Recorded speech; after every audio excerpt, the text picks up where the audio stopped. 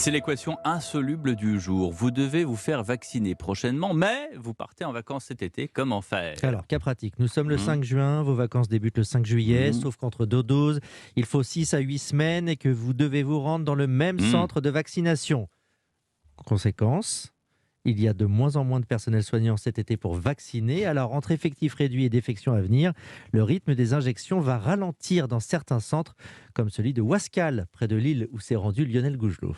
Dans ce centre de proximité de la banlieue lilloise, les équipes du docteur Charani assurent plus de 2500 injections par semaine. Mais dans quelques jours, ceux qui recevront leur premier vaccin seront censés revenir en plein cœur de l'été et ils risquent bien de ne pas être au rendez-vous. On risque d'avoir des difficultés avec des patients.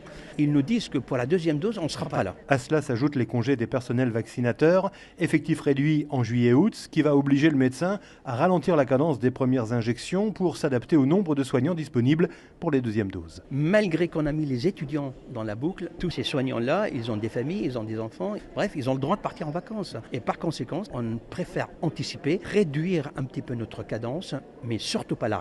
Au lieu de rester à 2300, 2500 patients semaine, nous allons passer à 1600, 1700, 1800 patients semaine. Décision à contre-courant du mouvement actuel, regrette Alexandra, l'une des infirmières. Donc c'est vrai que ralentir, ça nous mine un peu. Je ne vais pas vous le cacher que c'est vrai qu'on aurait préféré garder la même cadence et vacciner un maximum de personnes, quel que soit l'âge. Maintenant que c'est ouvert à tout le monde, c'est à ce moment-là qu'on doit ralentir, c'est un peu dommage. Une mesure toutefois nécessaire pour assurer une gestion responsable des doses de vaccins.